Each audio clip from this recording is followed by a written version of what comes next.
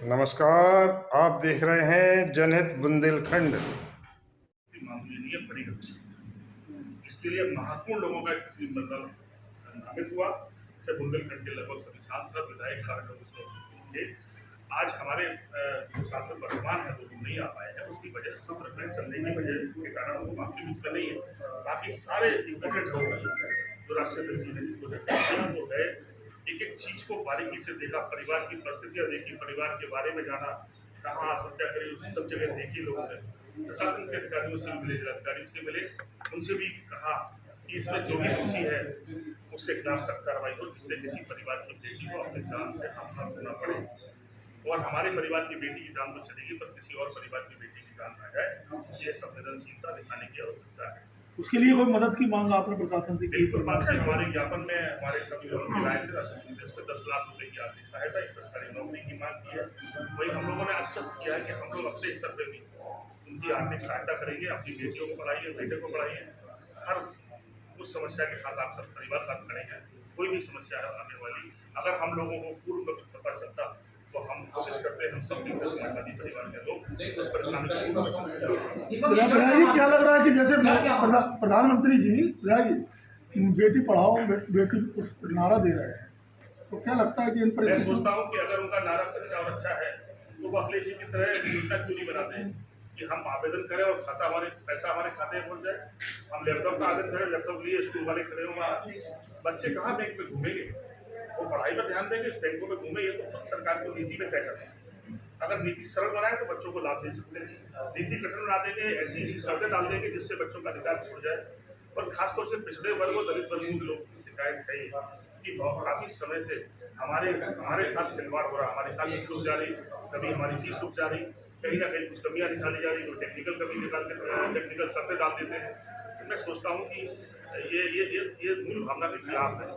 ये सब समाज सबसे मिलकर बना है, और जिसकी जितनी भागीदारी है कम से कम उसको अपने अधिकारों उसका हिस्सा मिलना चाहिए। ये हम समाजवादियों की बहुत पुरानी मांग है और आज भी उसको दोहराते हैं कि कोई किसी के अधिकार को छीने नहीं, सबको उसके अधिकार मिले। ये लड़ाई मजबूत होनी चाहिए। और हमारी यही मांग है, कम से कम पिछले बार दलित वर्गों को जो कोटा सरकार निर्धारित की, नीति बनी, जो आरक्षण हमें मिला या जो उसके अधिकार हमको मिले, बाबा साहब ने जो हमें अधिकार दिए हैं वो सुरक्षित रहे। उसके लिए सरल योजना बने जिससे हम परेशान ना हो, बल्कि हमारी परेशानी दूर हो। इस पूरे पर्टिकुलर मामले की जड़ क्या है? मैंने कहा बहुत लापरवाही है, कहीं ना कहीं लापरवाही की गई है। अभी जैसे एक बात सामने आती कि उनके पैसे खाते में आए पर खाते से नहीं मिल पाए। अगर खाता खुला है तो सब पेपर पूरे होंगे तभी खाता खुल सकता बैंक पर। क्या अधूरे पेपरों से खाता खुला था, फिर कौन सा पेपर मांगने की जरूरत थी? तो ये कई सवाल खड़े हो गए जिससे कहीं ना कहीं लगता है कि लापरवाही होती है। इसकी जांच होना चाहिए। हाँ, बिल्कुल जांच होना। अभी समाज कल्याण के अधिकारी के ऊपर मुकदमा भी दर्ज हुआ था। इसी को लेकर के हुआ है कि जो काम है वो अनियमितताएं हैं। संतोष दौरी ने एक मुकदमा कोर्ट के माध्यम से दर्ज कराया है उनके ऊपर। हाँ, 3 किस्तें खाली हैं। 3 किस्तें खा चुके वो कई लोगों की। आप लोग उनके खिलाफ कोई प्रदर्शन करेंगे कि मुकदमा हो गया दर्ज, तो अब तक कार्रवाई उस पर क्या हुई? उसी चीज पे बने हुए हैं वो। कि आप अच्छे पत्रकार हैं कि आपने कम से कम इतनी संवेदनशीलता और इतनी बड़ी बात को रखा। हम तो ये चाहते हैं इसको रोज अपने अखबार में और टीवी पे चलाएं। कम से कम अकेले 3 मामले नहीं है, 3 लाख मामले निकल आएंगे पूरे प्रदेश में इस तरह की कि आप हमको परेशान कर रहे हैं।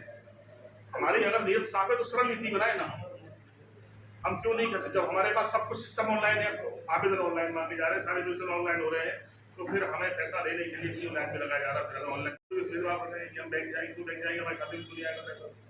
तो मैंने कहा कि कम से कम राजनीति में एक शख्स दिमाग होना चाहिए। हम किसी की हम कुछ चीजें दुश्मन से भी सीखने की कोशिश करते हैं, हम विरोधी से भी सीखते हैं, क्योंकि अगर उन्हें कुछ अच्छा ही है, अगर अखिलेश जी को आप विरोधी भी मानते हैं तो उनकी कुछ बेहतर चीजें तो ले लीजिए आप। तो उन्होंने कम से कम नए सोच के साथ व्यवस्था बनाई।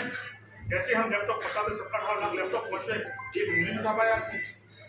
आप बताइए, कोई वर्ग नहीं छोड़ा जिसको ना दिया हो। उसकी नीति साफ सुथरी बनाई, हमने वजीफा बांटा, सबके खाते में पहुंच गया, हमने फीस माफ की, फीस अगर दी सरकार ने तो खातों में पहुंच गई। मैं सोचता हूँ कि उसी तरह की नीति बने जिससे कम से कम जनता का पैसा जनता के पास पहुंच जाए।